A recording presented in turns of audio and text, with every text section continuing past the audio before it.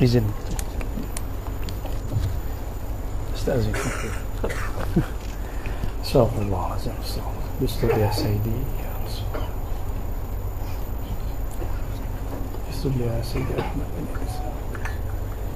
استر يا ساداتنا أحمد يا ساداتنا على طرق استر يا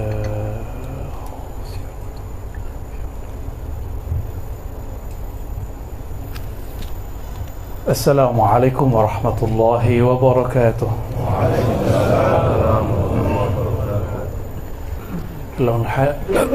الحمد لله الذي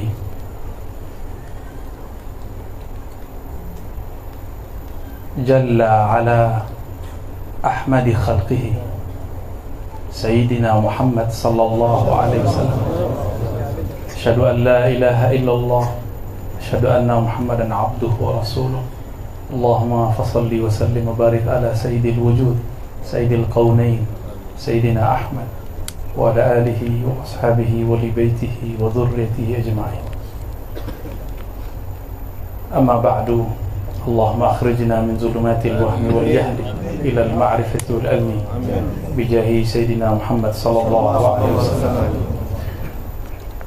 Yang sama-sama kita cintai Mursyiduna Syekhuna Abdul Jahid bin Siddiq Hafizahullah. Begitu juga Sahibul Bait Syekh Abdurrahman bin Ja'far. Dan sahabat saya yang luar biasa, Matan Alfiyah, ternyata bisa dia bawa ke ilmu hakikat. Itulah orang-orang yang luar biasa ya. Semoga Allah angkat derajat beliau. Dan semua masyayikh, para asyraf, para sayyid, para habaib, para salikin, para muhibbin, mushtaqina ila Rasulillah sallallahu alaihi wasallam. Insyaallah saya ini bukanlah orang yang alim ilmu hakikat, tapi saya diminta oleh Tuan Syekh Abdurrahman untuk menjelaskan satu solawat Sidi Ahmad bin Idris Al-Idrisi. Ini solawat, seingat saya, solawat yang ke-7. Isinya, kandungannya luar biasa. Orang jika baca solawat ini dengan faham maknanya, dia akan mengenal al-haqiqah al-Muhammadiyah Sayyidina Muhammad sallallahu alaihi wasallam. Dia akan merasakan kedekatan kepada hakikat Nabi Muhammad sallallahu alaihi wasallam. Sebelumnya, karena ini Allah ilhamkan kepada Sidi Ahmad dan diamalkan oleh para mursyid-mursyid Ahmadiyah, mari kita kirimkan Al-Fatihah terkhusus, teristimewa untuk beliau dan guru-guru di sini. Al-Fatihah. A'udzubillahi minasyaitonir rajim. Bismillahirrahmanirrahim. Alhamdulillah. Iyyaka na'budu wa iyyaka nasta'in. Shiratal ladzina an'amta 'alaihim.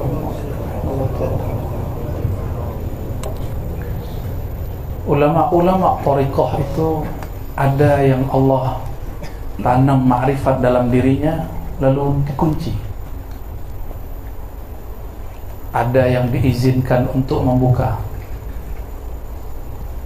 ada yang diizinkan untuk menyebarkannya. Beberapa mereka dapat ketika rohaniyahnya Allah tarakkikan, Allah angkat, sampailah ia berpindah dari alamul mulki yang disebut oleh sahabat saya tadi. Alamul mulk ini disebut alamul mulk, alam nyata, alam hawas yang dapat dihukum dengan pandangan fisik, hissi. Inilah yang disebut materialism. Orang yang hanya berhenti pada pandangan fisik, pandangan materi, dia akan ingkar kepada pandangan yang di atasnya. Di atas mulki ada malakut, alamnya para malaikat. Disitulah taman-taman zikir. Jika ada orang ruhnya Allah angkat ke alam ini, Allah taraqikan ke alam ini, maka dia akan mendengar tasbih-tasbih malaikat, tasbih-tasbih pohon, tasbihnya hewan, laut, semuanya. Tetapi zikir-zikir ini masih umum. Inilah yang sudah kita amalkan hari-hari. Jika beruntung dia bertemu mursyid yang kamil, mukammil, Allah angkat lagi rohnya sampai kepada alam yang disebut alam Jabarut. Jabar berarti kekuasaan, alam kekuasaan mutlak Allah Subhanahu wa taala. Di sanalah Allah taala menciptakan kerajaan-kerajaan ma'rifat. Disitulah para anbiya, mursalin dan aulia, dan kibar malaikah, malaikat-malaikat yang disebut illiyin, di atas muqarrabin. Di alam Jabarut itulah tersimpan ma'arif, ma'rifat. Ada wali Allah angkat ruhnya, bukan jasadnya, karena yang diangkat jasad dan ruhnya hanya baginda Nabi Muhammad SAW. Mungkin juga Imam Mahdi, wallahu a'lam, kita belum tahu hakikatnya. Apabila ruh seorang wali diangkat ke sana, jika dia seorang intelektual, ahli ilmu, maka ketika ilham itu turun, dia mampu menerjemahkan dengan bahasa ilmiah. Tapi Allah tidak akan bagi kepada orang yang suka bercerita tidak pada tempatnya, karena itu jawahir, itu permata, tidak mungkin disebar, dibagi di tepi jalan, di tepi Lebuh Raya, ya. Kalau di tempat saya disebut Jalan Raya, sini Lebuh, tapi di Minangkabau kita sebut Labuh, Labuh Gadang, Lebuh besar. Tidak mungkin. Barang-barang mulia pasti dijual, ditaruh, disimpan di tempat yang sangat aman. Itulah qalbu para wali-wali yang mampu menahan syatahat-syatahatnya, yang mampu menahan hal ekstasenya. Mereka-mereka itulah, kalau boleh kita sebut, bank ma'rifat.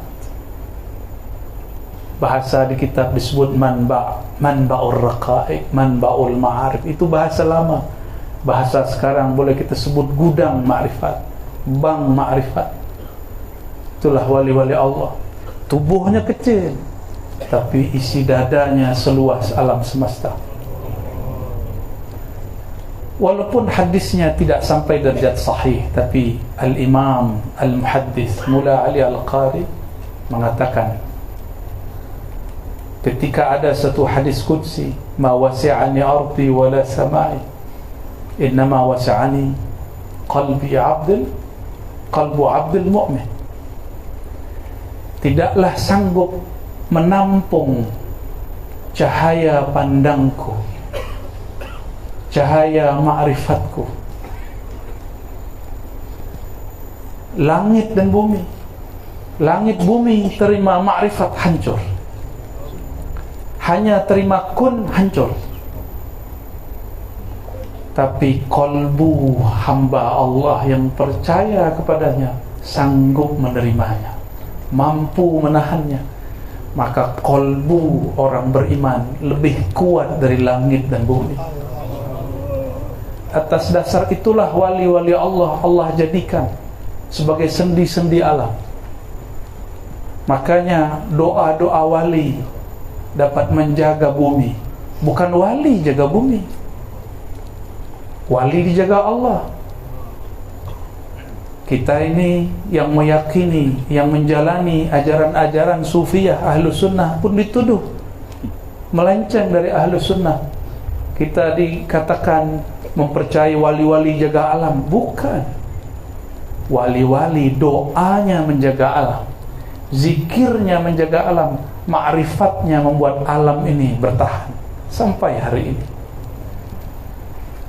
Dan kabar gembiranya, semakin dekat akhir zaman, semakin banyak ma'rifat turun dalam ilham-ilham kolbu para wali.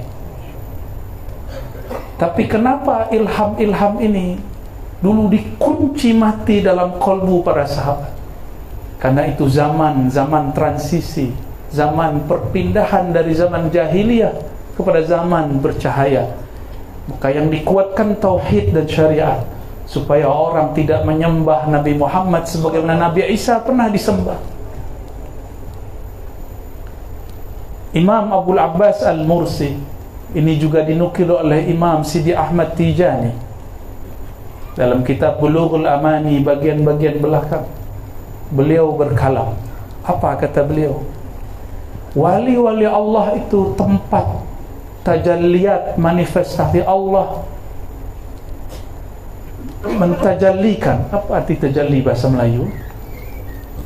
Menyatakan, memantulkan sifat-sifatnya yang sangat mulia. Apabila ini dibuka kepada makhluk-makhluk Allah, mereka akan mengira itu Allah, padahal itu bukan, itu baru walinya. Apa kata Imam Al-Mursi? Maka orang-orang awam, orang-orang yang dibukakan, dikasyafkan siapa hakikat wali, mereka akan jazbah, mereka akan mabuk, sakar, lalu menyembah si wali, padahal wali itu bukan Allah, tapi dia melihat sifat-sifat Allah. Dulu saya pernah bagi cerita ini di depan seorang artis, ya, tapi kemudian videonya dipotong, ya. Ada juga kiai datang ke rumah saya tanya, ya, masalah-masalah teologi. Saya kemudian katakan masalah Sayyidina Isa. Sayyidina Isa disembah oleh sebagian pengikutnya karena mereka melihat pancaran sifat Allah. Mereka bukan menyembah Nabi Isa, mereka sedang menyembah Allah. Tapi kalam ini tak bolehlah kita pakai hari ini, ya. Saya hanya ingin share bahwa dulu ada di kitab, ya. Dulu ada di dalam kitab. Ada imam yang pernah menyinggung masalah ini. Maka Nabi Muhammad SAW, beliau punya tugas kuat, mengkuatkan tauhid, akhlak dan syariat, supaya apabila ilmu ma'rifat dibuka di akhir zaman, umat Nabi Muhammad SAW tidak menyembah nabinya, tidak menyembah wali-walinya, tidak menyembah dewa-dewa dan malaikat. Dewa itu malaikat sebenarnya. Itu hakikatnya. Kenapa syariat ketat? Orang yang tambah kuat, tinggi hakikatnya, dia akan kuat syariatnya. Tidak mungkin. Itu ciri-ciri daripada Muhammadi, umat Muhammad, Sayyidina Muhammad SAW. Setiap bertambah tajalliyat Allah ke dalam dirinya, akan bertambah kuat, sabit syariatnya, akan bertambah mesra dia dengan ilmu-ilmu akidah. Meskipun al-hussad, orang-orang yang hasad, akan tetap mengatakan dia kafir, dia sesat, ya.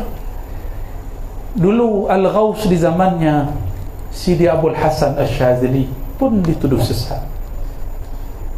Sidi Ahmad bin Idris Al-Idrisi pun disebut sesat, karena beliau dikatakan pernah berguru kepada Sayyidina Balia bin Mulkan Abul Abbas Khidir alaihi salam. Orang tak percaya, dikira Khidir sudah mati. Mana ada, orang hidup lebih dari 1000 tahun. Dia fikir tidak mungkin. Iblis sudah mati atau masih hidup? Masih hidup? Masih. Apabila Allah sanggup berkuasa memanjangkan hidupnya iblis, apatah lagi memanjangkan hidup seorang nabi, ya, Sayyidina Khidir alaihissalam, ya. Orang yang hafal namanya Balia bin Mulkan, insyaallah akan dapat syafaat Nabi Muhammad SAW.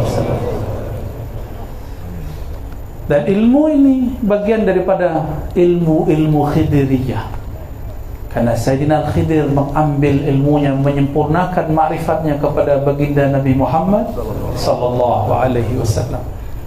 Oleh karena itu sebagian ahli hadis yang mengerti ilmu hakikat memasukkan nama Sayyidina Al-Khidr kepada daftar jumlah list ashabun Nabi sallallahu alaihi wasallam.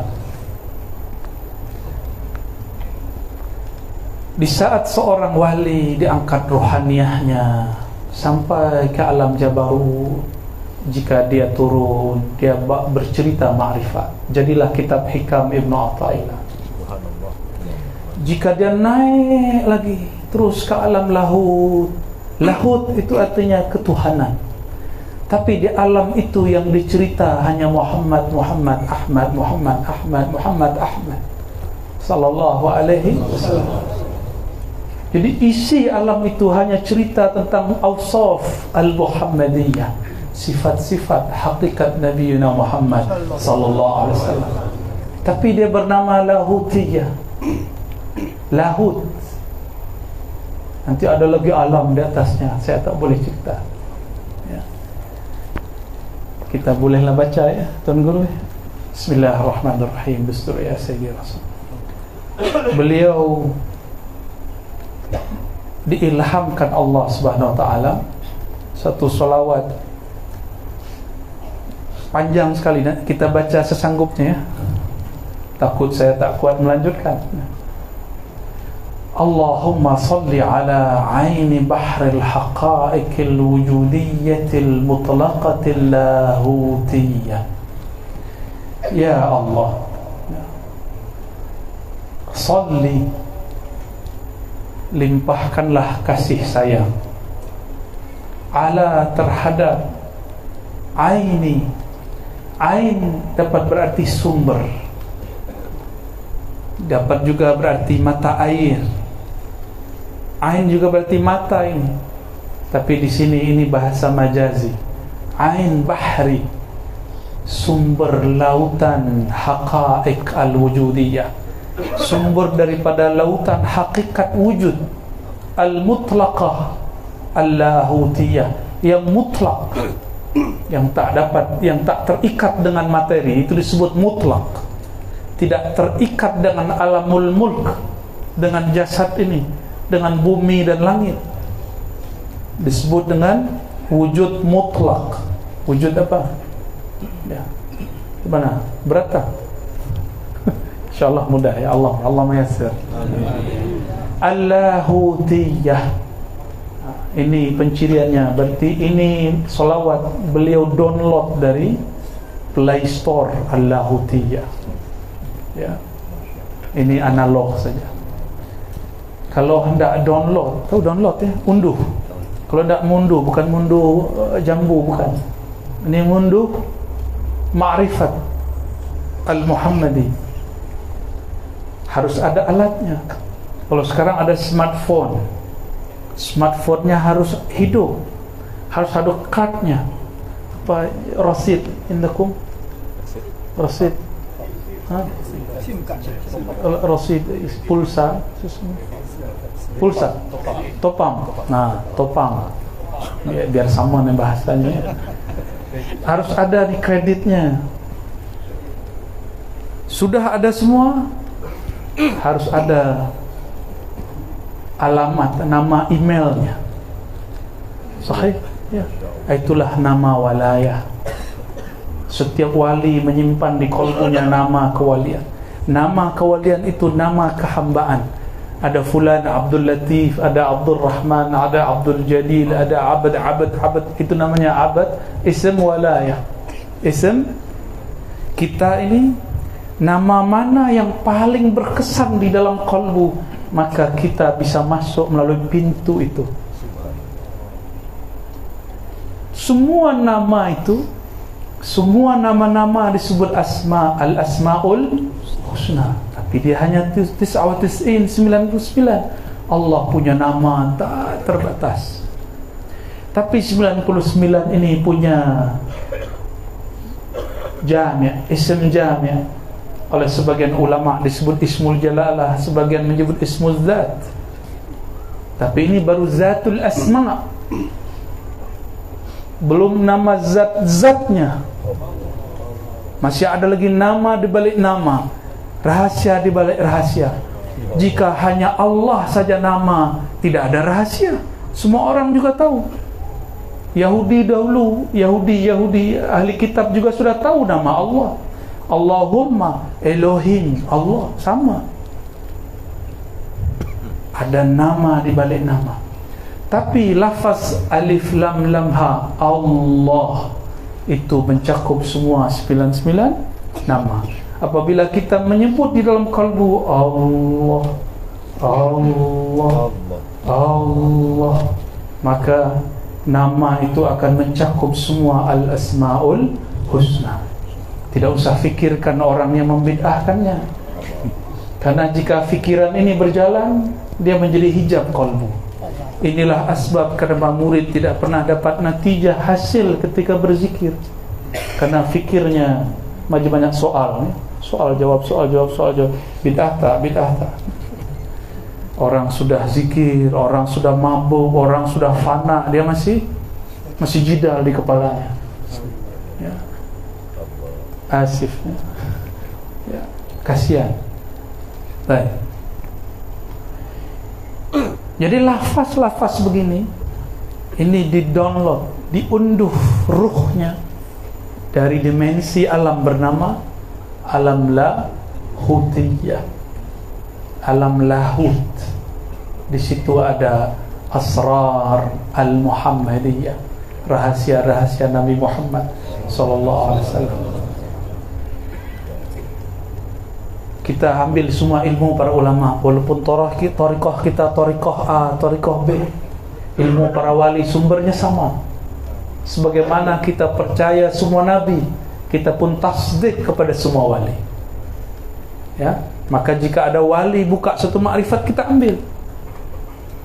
Jika ada wali buka hikmah, walaupun dia Syazili, kita Naqsyabandi, kita ambil. Kita Syazili, ada orang buka rahasia, dia thariqah Ahmadi, kita ambil. Jangan batasi diri. Itu hijab, ya? Itu hijab. Buka kalbunya. Saya tak mau dengar lah, itu thariqahnya lain dengan saya. Rahmat Allah luas. Jangan seperti Arab Badui. Allahumma ighfir li wa Muhammadan wa la taghfir siwana. La wa taghfir ahadan siwana. Ya Allah, ampuni saya dan Muhammad saja, jangan ampunkan selain kami berdua. Itu Arab Badui. Tahu Arab Badui? Arab kampung, pelosok, dusun, ya. Dia hanya menganggap dirinya yang paling mulia. Kita tidak boleh begitu. Rahmat Allah luas. Selama ni tuan-tuan merasa mulia dari sampingnya, makrifat tak bisa masuk. Wallahi, demi Allah, ada sedikit saja merasa lebih daripada orang di hadapan, di kiri, kanan, belakang, Allah haramkan asrar-asrar. Itulah sebabnya kenapa saya setiap kali mau assalamualaikum, saya istighfar dulu. Saya minta ampun dulu kalau ada bersitan itu, ada lintasan itu, minta izin dulu kepada Allah, kepada Rasulullah, kepada aulia-aulia Allah. Wabil khusus sahib salawat, ya. Apalagi kepada yang disalawatkan baginda Nabi Muhammad sallallahu alaihi wasallam. Jadi Nabi Muhammad itu disebut aini bahril haqaiq al-wujudiyah, sumber lautan wujud. Apa maksudnya? Semua wujud bersumber darinya. Air hujan yang kita nikmati itu adalah uap dari air laut. Laut itu adalah sumbernya air yang ada kita makan, minum hari ini, malam ini. Namun banyak orang setelah minum dia lupa dengan laut. Dia lupa dengan laut. Baju ini dari kapas, ya, ini dari kapas ataupun plastik.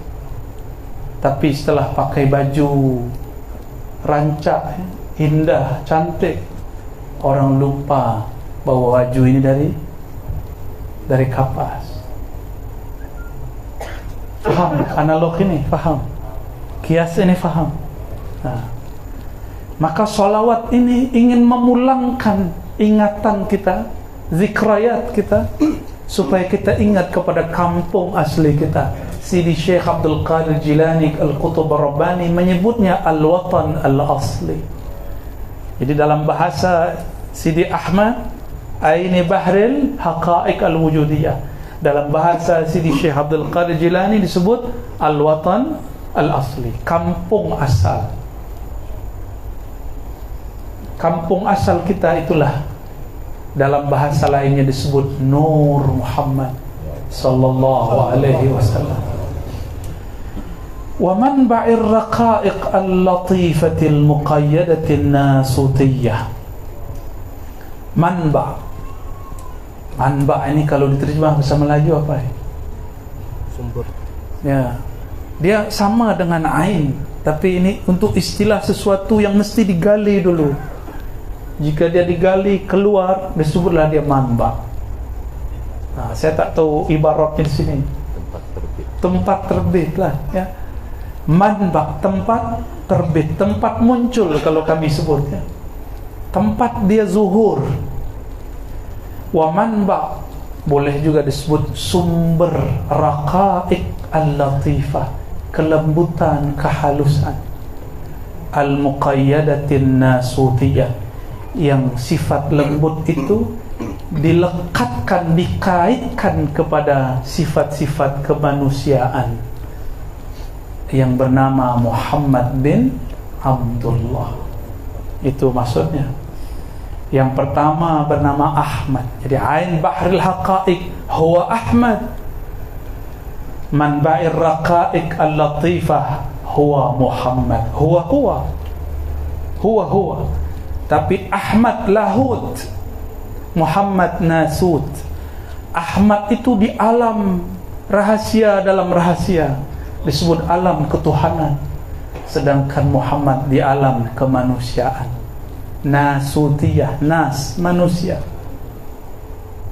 Faham? Faham kita terus? Laju. Nah, sahih, ibarah sahih. Suratil jamal wa matla'il jalal. Mal farq bainal jamal wal jalal? Kenapa jamal dulu baru jalal? Kenapa tidak jalal dulu? Inilah rahasia latifah, rahasia raqiqah, rahasia rahmah. Rahmah itu diibaratkan dengan banyak ibarat. Ada Rahman, Rahim, ada Rauf, ada Wadud. Tapi ada lagi, yaitu jamal. Apabila dipandang, tumbuh rasa cinta, tumbuh rasa cinta, rasa sayang.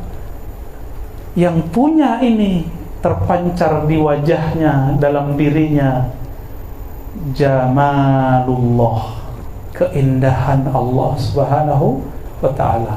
Maka adalah satu nasyid, ya, satu syair, ya jamalu, ya jamalu, wahai yang memancarkan indahnya Allah Subhanahu wa ta'ala. Kenapa ini diungkap? Karena tidak ada yang dapat bayangkan Allah. Ada yang ingat masa pertemuan dengan Allah dulu? Ada yang angkat tangan? Saya jadi muridnya langsung. Sila, yang angkat tangan. Kalau ada yang ingat masa dia bertemu Allah, orang ini bukan orang sembarang, ya. Siapa yang ingat? Wali pun kadang lupa. Dia ingat ketika disebut nama baginda Nabi Muhammad sallallahu alaihi wasallam. Tapi ingat tanpa ingat, saya tak tahulah ibaratnya. Dia menangis tapi tidak tahu apa sebab dia menangis. Kalau tuan-tuan merantau jauh, datanglah hari raya Lebaran, ya, hari raya Idul Fitri, takbiran Allahu Akbar, Allahu Akbar, nangis tak? Jauh dari kampung, nangis karena jauh dari kampung.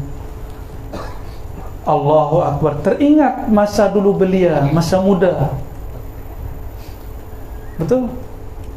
Apabila orang ini sudah masuk kepada alam ma'rifat, disebut nama Nabi Muhammad, dia teringat, rohnya ingat, fikirnya tidak ingat. Maka yang dapat mengingat itu tidak hanya akal.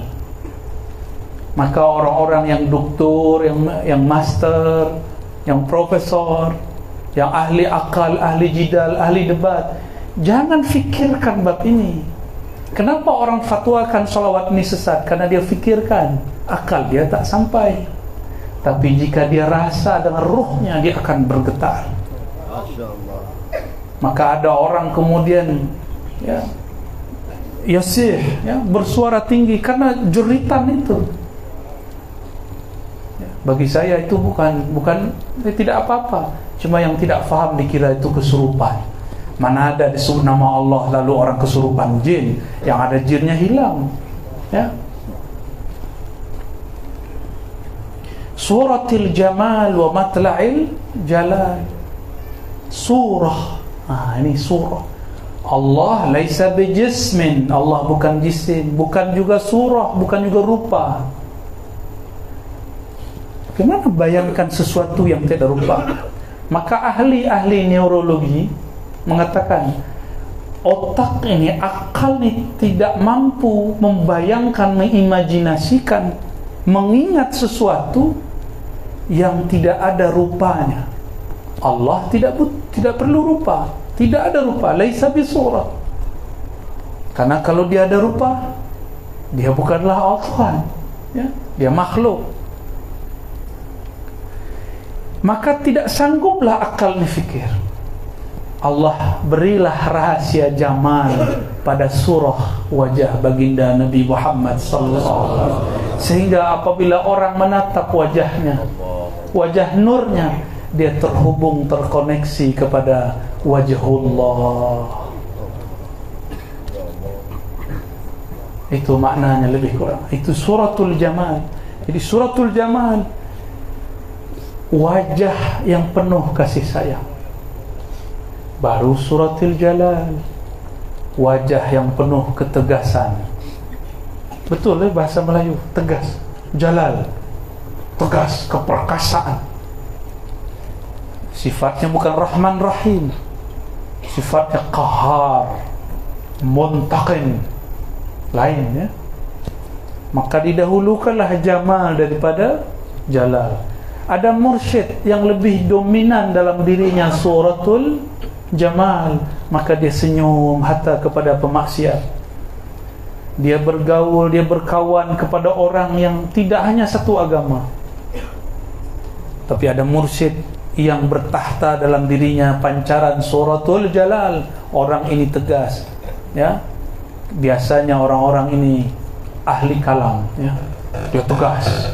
Mungkin mufti-mufti dapat cahaya jalal, ya, maka tegas-tegas. Kita husnuzan, berbaik sangka. Majlal uluhiyah, dialah Nabi Muhammad disebut dengan majla. Apa arti majla? Tempat Allah menyatakan keilahiannya. Hanya dia yang sanggup. Nabi Musa tak sanggup. Nabi Musa hanya pandang nur, pingsan. Sidi Ahmad bin Idris al-Idrisi mengatakan, nur apakah yang terlihat oleh baginda Nabi Musa? Nur Muhammad sallallahu alaihi wasallam. Ya. Ini kalam beliau, Sidi Ahmad. Majlal uluhiyah, ialah Nabi Muhammad tempat Allah menyatakan sifat-sifat uluhiyahnya. Apa perbezaan antara uluhiyah dan rububiyah? Uluhiyah ahad mutlak, dia seorang. Sedangkan rububiyah, dia mutlak dalam mencipta makhluknya, mentadbir alam semesta. Ini lain dengan istilah kelompok sebelah, ya, kelompok yang situ tu, ya. Dia juga punya tauhid uluhiyah rububiyah. Beza, jauh. Farq ba'id. Ya, mereka guna itu untuk nyalah-nyalahkan kita. Kita tidak guna istilah ini untuk mendekatkan diri kepada Allah Subhanahu wa taala, untuk tambah faham kepada Allah Subhanahu wa taala. Dulu ulama kita mengatakan syuhudul wahdah, memandang kepada yang esa. Siapakah yang memandang dia juga? Syahidallahu annahu la ilaha illahu. Ini disebut dengan syuhud wahdah al-uluhiyah. Dia memandang keesaannya sendiri. Dia memandang keesaannya sendiri disebut dengan uluhiyah. Apabila ia memandang dirinya dalam keragaman makhluk, memandang keesaan dirinya dalam ragamnya ciptaannya, disebut rububiyah. Disebut apa? Apabila tuan-tuan mengatakan asyhadu an la ilaha illallah, atau tuan-tuan zikir la ilaha illallah, siapakah yang menggerakkan kita baca la ilaha illallah? Allah. Kita mengatakan Allahumma a'inni ala dzikrika, ya Allah, bantu lisanku, kuatkan qalbuku untuk menahan rahasia kalimah la ilaha illallah. Jika Allah tak bantu, kita tidak sanggup baca la ilaha illallah. Maka seorang yang mentalkinkan zikir tidak akan mampu mengalirkan madad ilahiyah kepada muridnya kecuali dia memasongkan dirinya empty, zero. Tidak ada lagi dirinya, yang ada hanya hadiah Allah Subhanahu wa taala. Barulah la ilaha illallah, idza dzukirallah, disebut saja nama Allah, qalbunya bergetar, qalbunya goncang, badannya kemudian bergoyang. Jika bersuara-suaranya menjadi tinggi, itu bukan kesurupan. Mana ada orang kesurupan baca la ilaha illallah? Tidak ada. Itu orang sedang mabuk kepada Allah. Orang mabuk rufi'al qalam. Jika mabuk minum khamar pun hukum diangkat. Kenapa mabuk kepada nama Allah hukum tidak diangkat? Fal aula, maka lebih aula, lebih utama, lebih prioritas, lebih priority orang yang mabuk kepada Allah, dia dimaafkan. Ma'fu jika dia kemudian mengeluarkan kalam-kalam yang aneh, Allah maafkan. Allah maafkan insya-Allah. Tapi saya berdoa semoga Allah jaga lisan saya untuk tidak terjebak, terjatuh, tergelincir kepada syatahat. Amin ya rabbal. Begitu juga guru-guru kita semua. Amin. Amin Allahumma amin. Apabila kita baca nama Allah la ilaha illallah, itu Allah berbicara, bersaksi melalui rububiyahnya. Dialah Rabb, kita ini marbub. Dialah pencipta, kita yang dicipta. Inilah rahasia daripada Hizib Imam Nawawi, ya, hasbiyar Rabb, ya, minal marbubin. Cukuplah Allah ar-Rabb. Ini tauhid rububiyahnya ulama-ulama wali Allah. Daripada semua marbubin, semua yang dirububiyahkan. Ya, panas pala. Dadanya panas. Harus saya ulur-ulur ya. Kalau tidak saya pun bisa nangis. Ya, harus ulur-ulur sebentar. Al-madad ya Rabb, al-madad ya Rabb. Wa sirri itlaqil ahadiyah.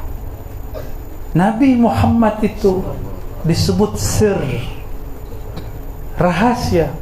Rahasia tadi kita sudah urai.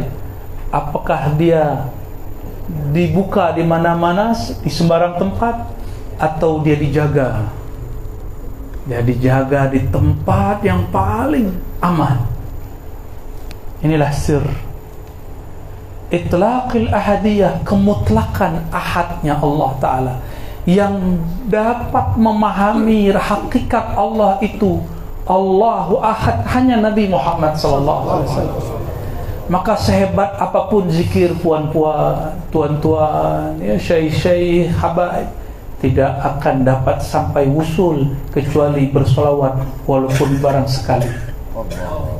Maka as-salawat itu bukan hanya mustahab, mandub, sunnah. Salawat itu wajib, karena salawat telah ada sebelum kita ada. Salawat sudah ada sebelum solat kita ada. Innallaha malaikatahu yusalluna 'alan nabi. Allah dengan qadimnya, azalinya bersalawat kepada Nabi. Waktu itu nama Muhammad belumlah zuhur, masih disimpan dalam kumun Ahmadiyah, dalam kanz Ahmadi, dalam rahasia benteng Allah yang disebut Ahmad. Masih disimpan. Dulu belum ada Muhammad bin Abdullah ya, di zaman qadim yang tadi disyarah, diurai oleh sahabat saya. Kana ya, yang menunjukkan dahulu, madhi.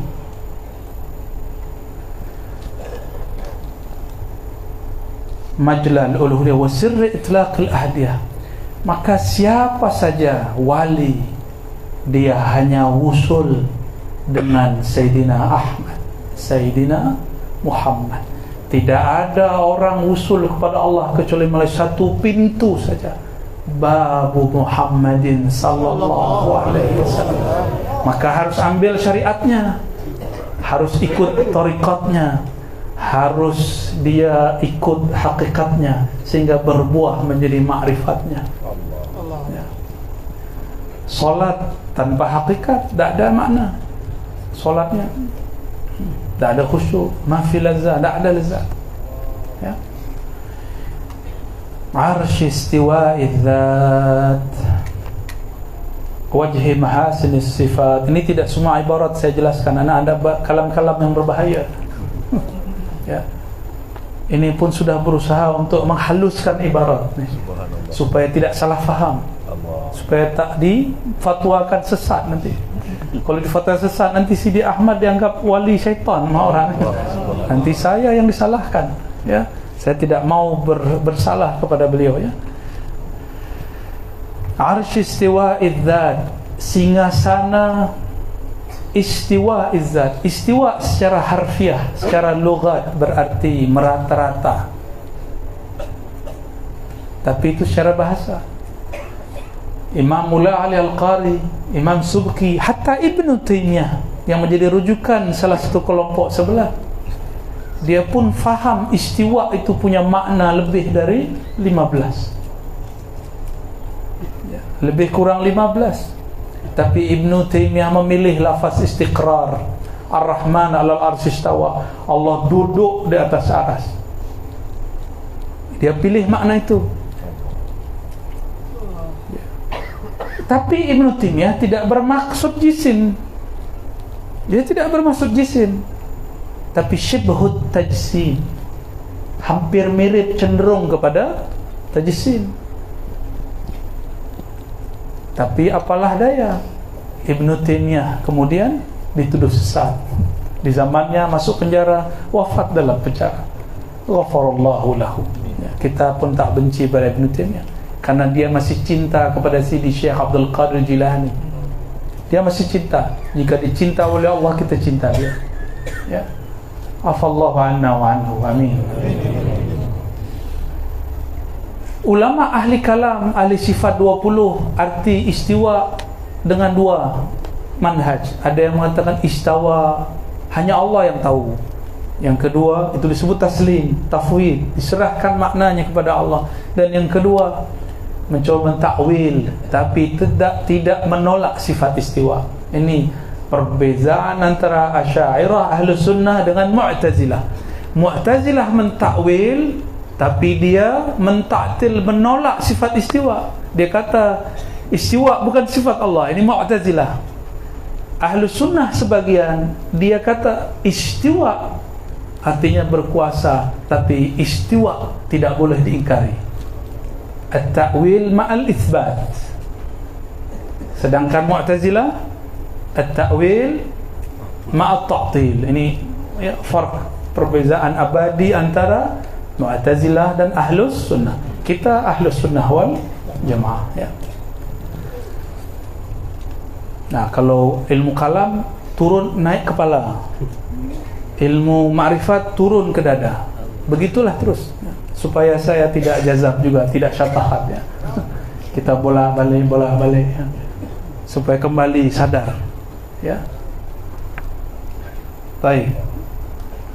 Singgasana istiwa izzat, apa maknanya? Inilah uraian daripada ayat Ar-Rahman 'alal 'arsy istawa.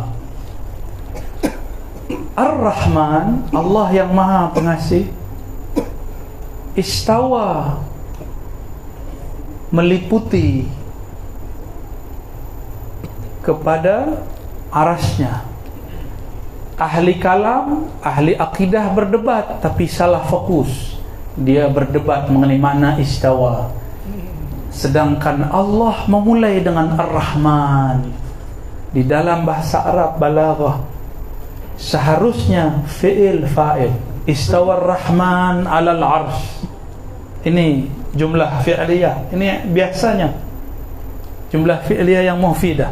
Tapi kali ini Allah majukan fa'ilnya Ar-Rahman, supaya makhluk-makhluk ini tidak sibuk dengan debat apa itu istiwa, apa makna istiwa, ada 15 seperti saya urai barusan. Tidak, supaya orang kemudian tertuju qalbunya, fikirnya kepada makna Ar-Rahman. Arasy Allah itu makhluk akbar khalqillah, makhluk paling besar meliputi alam semesta. Apabila Rahman Maha Mengasihi meliputi kasih sayangnya kepada aras, berarti kasih sayangnya meliputi langit dan bumi. Maka tiada satu biji zarah pun kecuali ada tajalliyat, ada percikan rahmat Allah di situ. Dan Nabi Muhammad disebut oleh Allah, wa ma arsalnaka illa rahmatan lil alamin. Rahman namanya, sifatnya rahmah, sifatnya itu adalah Nabiuna Muhammad sallallahu alaihi wasallam. Inilah makna kalam Imam Al-Mursi, Abu Al-Abbas Al-Mursi, syekh daripada Imam Ibn Athaillah Sekandari, sahibul hikam. Apa kata beliau? Jika aku gaib dari pandang wajah Rasulullah satu lahzah saja, satu saat saja, sesaat saja, maka aku kafir. Maksudnya kafir nikmat. Abu Al-Abbas Al-Mursi, berarti dia melihat Nabi dalam keadaan yaqzah. Wah, hati-hati, nanti ada yang fatwa Abu Al-Abbas Al-Mursi zindik. Ya salam. Nah, tidak begitu. Yang dipandang oleh Sayyidina Abu Al-Abbas Al-Mursi adalah rahmah. Oleh karena itu, ketika kakek daripada Ibnu Athaillah mengkafirkan dia dan bernazar setiap kali khutbah mengatakan asyhadu anna Abul Abbas Al-Mursi tilmiz Abil Hasan Asy-Syadzili kafir 7 kali. Murid-murid lapor, mengadu kepada Sidi Abul Abbas Al-Mursi. Apa kata beliau? Tahu, biarkan dia. Saya berdoa semoga nanti dari sulbinya lahir yang akan mewarisi ilmu saya. Ternyata rahasia makrifat di dalam dadanya masih disimpan, nanti dibagi-bagi. Salah satu murid yang dapat pewarisnya adalah Sidi Ahmad ibn Athaillah. Kenapa Idris belakangan? Ya, nanti belakang sama, itu pewaris juga. Tapi ini masa tahun Ibnu Athaillah wafat 709 Hijriah, sedangkan Sidi Ahmad lebih belakangan lagi. Ya, ma'rifatnya lebih banyak lagi, Sidi Ahmad bin Idris. Apa yang terjadi? Karena Sidi Abul Abbas Al-Mursi tidak membalas tuhmah, tuduhan, cobaan kepada dia, Allah kemudian atur kakek Ibn Athaillah punya istri, istrinya punya anak, anaknya melahirkan cucu, cucunya bernama Ibn Athaillah, berguru kepada Abul Abbas Al-Mursi. Lalu ditanya oleh murid-murid yang sudah tua, sesepuh, wahai Sidi Abul Abbas, kenapa engkau dulu tidak balas? Apa jawaban beliau? Saya malu kepada Rasulullah rahmatan lil alamin ketika dia dilempar dengan kotoran-kotoran onta oleh orang-orang Taif, Rasulullah tidak mengatakan ya Rab ahli Taif, tidak. Ya Allah hancurkan orang-orang Taif, balik bumi Taif, tidak. Guncangkan Taif, tidak. Tak pakai hizib bahar dia, tak pakai hizib nasar dia. Apa yang digunakan oleh beliau? Beliau gunakan setiap nabi. Kata Nabi Muhammad, likulli nabiyyin da'watun mustajabah wa ana khabba'tuha. Setiap nabi punya doa yang tembus langsung kepada Allah, tapi aku menyimpannya jadi syafaat. Setiap wali mempunyai nama-nama al-asma al-izam, nama-nama yang agung, ismul azam. Jika dia angkat tangannya baca nama itu, Allah angkat doanya. Abul Abbas Al-Mursi tidak angkat tangan, tapi dia balik tangannya dan dia mengatakan, ya Allah, aku malu kepada Rasulullah. Dia lempar dengan orang sebandar, orang sebandar, lempar Rasulullah, usir Rasulullah. Tapi karena dirinya adalah manba'ur rahmah, adalah sumber semua kasih sayang, maka beliau pun tidak balas. Abul Abbas Al-Mursi Al-Waris Al-Muhammadi, sahlah disebut sebagai pewaris akhlak Nabi Muhammad sallallahu alaihi wasallam. Maka pewaris Nabi bukan orang yang boleh baca kitab, bukan. Nabi Muhammad ummi, tak baca kitab ini tapi baca kitab di alam Jabarut. Lebih hebat mana? Maka semua profesor, doktor, hari ini semua tuan guru yang hebat baca kitab, yang dibicarakan Nabi Muhammad yang ummi. Manakah yang lebih mulia? Yang bergelar PhD, doktor, mampu baca kitab kuning, kitab Jawi, atau Nabi Muhammad yang diceritakan di kitab-kitab itu? Inilah Allah bolak-balik fikiran kita, supaya orang alim tidak sombong dengan keilmuannya, supaya ahli ma'rifat tidak lupa ma'rifatnya bersumber dari Nabi Muhammad sallallahu alaihi wasallam. Kita ni terjemah ummi, tak baca ini secara lughah betul. Nabi mengatakan inna ummatun ummiyah, hadis Bukhari, hadis sahih, ya. Kami umat yang ummi, tidak menulis, tidak berhitung. Tapi dalam makna yang lain, ya, huwallazi ba'atha fil ummiyina rasula. Ummi, al-um, ma mana al-um? Apa arti ummi? Induk, ibu, sumber. Maka an-nabil ummi, makna lainnya adalah nabi sumber daripada wujud, sumber dari ma'rifat. Nabi Adam karena memandang kepada nama Nabi Muhammad sallallahu alaihi wasallam, tapi Azazil, iblis laknatullah alaih, dia tidak kasyaf, padahal dia ahli zikir. Ternyata dari dulu banyaklah ahli kuli-kuli zikir ni tidak kasyaf, karena dia merasa zikirnya lebih banyak daripada orang lain, suluknya lebih sempurna dari suluk yang lain, khalwatnya lebih hebat daripada khalwat yang lain, thariqahnya lebih cepat, lebih laju daripada thariqah yang lain. Hati-hati, nanti tidak menjadi wali Allah, menjadi wali syaitan. Na'udzubillah min dzalik. Summa na'udzubillah.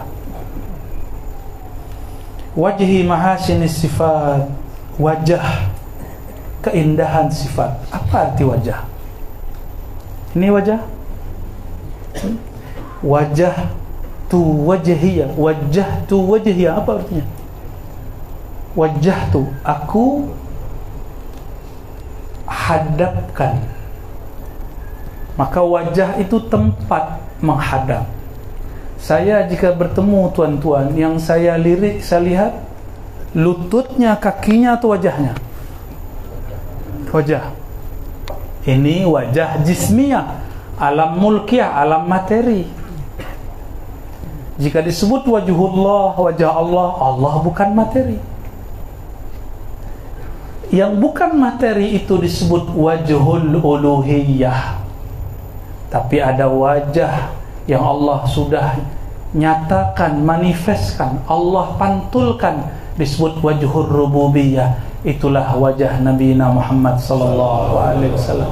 Keindahan wajah ini Allah simpan pada wajah Nabi Muhammad, tapi ditutup dengan kulit Muhammad bin Abdullah. Kata baginda Nabi Muhammad sallallahu alaihi wasallam, ya, ketika mengkisahkan Sayyidina Yusuf, ajmalu rijal fil alam, laki-laki paling gagah. Apa lagi istilah di sini, paling apa? Paling handsome, bahasa Inggris, bahasa Melayu. Tampan, paling tampan di alam semesta. Apa kata Nabi? Jamaluhu nisfu jamali. Jamalnya, indahnya, tampannya Sayyidina Yusuf itu baru separuh daripada tampanku. Tapi Allah tutup dengan wajah Muhammad bin Abdullah. Siapa yang memandang? Sayyidina Abu Bakar. Maka Sayyidina Abu Bakar tak mampu menatap wajah Nabi Muhammad sallallahu alaihi wasallam. Abu Bakar selalu menunduk. Itulah rahasianya kenapa dalam tariqat Naqsyabandiyah yang bernisbat kepada Sayyidina Abu Bakar As-Siddiq, mata selalu ke bawah. Nazar barqadam, ya, an-nazrah ila al-qadamain, memandang kepada qadam. Seingat saya begitu ibaratnya. Inilah maknanya.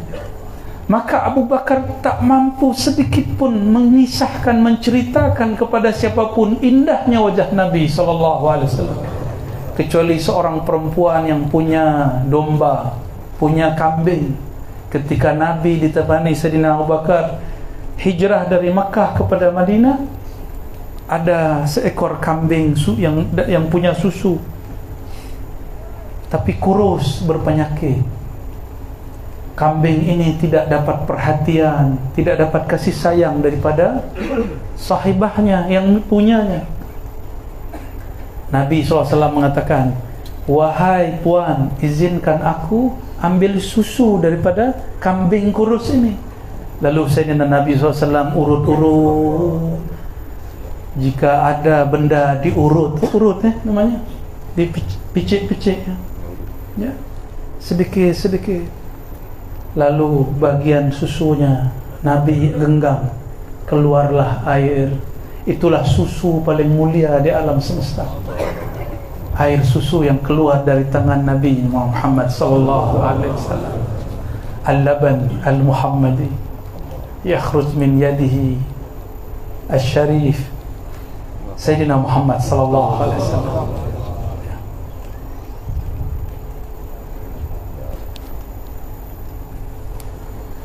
Allahumma salli wa sallim alaihi wa sallam. Si perempuan melihat, siapa ini orang ini yang tangannya penuh keberkahan, sentuhannya mengalirkan keberkahan, mengalirkan madad, mengalirkan barakah wa rahmah. Perempuan ini lirik wajah Nabi Muhammad. Dia tidak tahu kalau itu Nabi Muhammad, ya. Maka apabila kita baca sekarang semua kitab sirah Nabi, yang paling lengkap bercerita tentang wajah Nabi itulah perempuan. Itulah namanya yang disebut-sebut dalam kitab-kitab sirah, ya. Namanya nanti tanya kepada guru-guru kita, ya. Ummu Ma'bad. Itu Masya Allah, hanya dia yang berani, karena dia tidak tahu. Sayyidina Umar hanya separuh lihat, tidak berani lagi. Sayyidina Utsman pemalu, Nabi lihat mana, dia lihat mana. Yang hanya berani Sayyidina Ali. Tapi Sayyidina Ali tidak lihat fisik Nabi, karena dia adalah pintunya Rasulullah. Ana madinatul ilmi wa alim babuha. Ini hadis sahih, didhaifkan oleh Albani. Ini hadis sahih, mutawatir, ya. Sudah diisbat, ditaqrir oleh Sidi Al-Ghumari, ya. Sudah ditemukan, dikumpulkan semuanya, mutawatir. Ana madinatul ilmi, akulah bandar ilmu, akulah kota ilmu, akulah negeri ilmu, gerbangnya Sayyidina Ali. Maka tiada tariqah sufiah hari ini kecuali bersilsilah bersanad kepada Sayyidina Ali karamallahu wajhah. Hatta tariqah Naqsyabandiyah yang punya silsilah kepada Sayyidina Abu Bakar Siddiq pun punya sanad silsilah kepada Sayyidina Ali. Semua tariqah. Hatta Sidi Ahmad pun bersanad kepada Sayyidina Ali karamallahu wajhah. Khalas? Cukuplah. Okey, khalas. Gimana, tunggu. Saya ikut perintah beliau. Ya, saya rakyatnya sekarang, dia rajanya sekarang. Ya, sahibul bait. Okey. Khalas? Baik. Pendek cerita, Nabi Muhammad SAW, dia punya nama yang semua namanya berkaitan dengan ma'rifatullah. Jadi semua nama Nabi itu adalah rahasia ma'rifatullah. Inilah yang kemudian dibongkar oleh Sidi Ahmad, dibongkar oleh para wali-wali. Ya, maka di ujung nanti ada disebut ya Ahmad, ya Muhammad, ya Siraj al-Awalim, ya Abul Qasim. Ini bagian akhir yang mau saya sampaikan. Ya Ahmad, ya Muhammad. Ya Ahmad di dalam Al-Quran berapa kali muncul? Ahmad. Nama Ahmad berapa kali di dalam Al-Quran? Satu kali. Sidi Syekh Muhammad Bahauddin Al-Baitar pensyarah salawat ini pun mengatakan hal yang sama. Ya, innama yudhkar marrah wahidah. Ahmad hanya disebutkan sekali dalam Al-Quran karena Ahmad adalah tajalli Ahad. Ahad itu Maha Esa satu, maka la yasdur min ahad illa wahid. Ini kaidah yang pernah dikeluarkan oleh ulama-ulama sufi dan mereka ittifaq, sepakat, muafakat. La yasdur minal ahadi illa al-wahid. Tidaklah terbit dari ahad kecuali wahid. Ya. Maka ahad, kul huwallahu ahad, kul huwallahu ahad, kul ya Muhammad, itu terjemah biasa. Kul ya Ahmad, huwallahu ahad. Maka yang dipanggil mukhatab di situ adalah Ruh Ahmad, karena tutup ujung ayatnya adalah ahad. Ini bukan hadis, ingat. Ada satu kalam ditulis oleh Muhammad Al-Ghawth, ya, dalam kitabnya Jawahirul Khamsah. Ana Ahmad bila mim,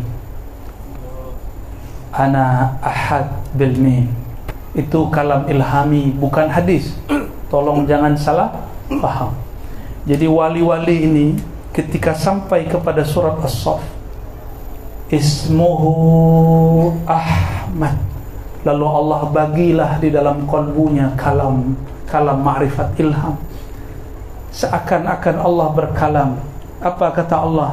Ana Ahmad bila mim, ana ahad bil mim. Jangan salah faham. Aku hanya engkau kenal, aku yang ahad hanya engkau kenal dengan Ahmad, yaitu ada mimnya. Maka tetap berbeza antara ahad dan Ahmad. Ahad bukan Ahmad, maka Khaliq bukanlah makhluk. Ar-Rabbu Rabbu al-Abdu Abdu. Allah tetaplah Allah, Tuhan. Kita hamba tetaplah hamba. Huruf mim itu hijabnya 70.000 cahaya. Maka Ahmad bukanlah ahad. Tapi jika engkau hendak mengenal rahasia ahad, harus melalui rahasia mim pada Ahmad.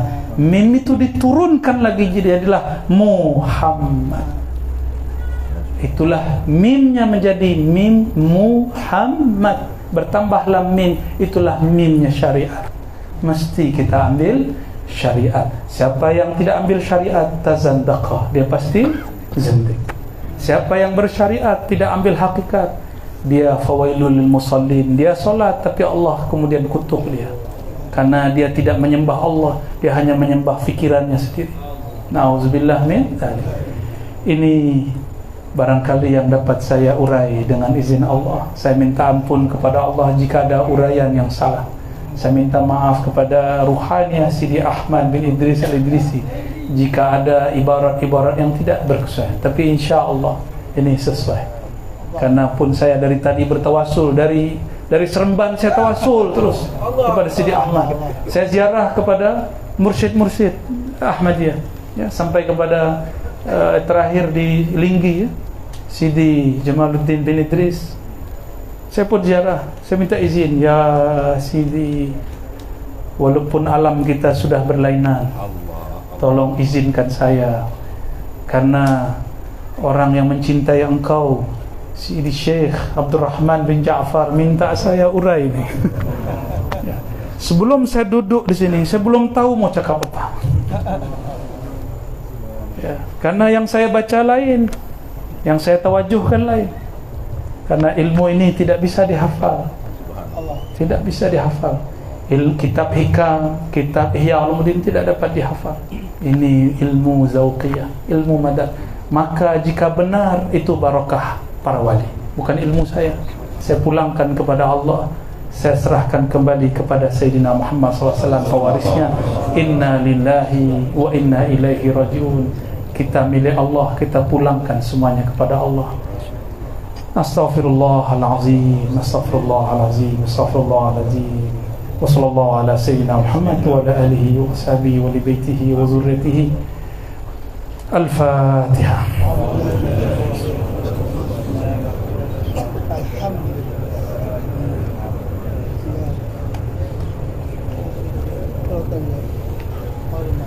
Demikian dari hamba Al-Faqir, mohon maafnya beribu-ribu maaf.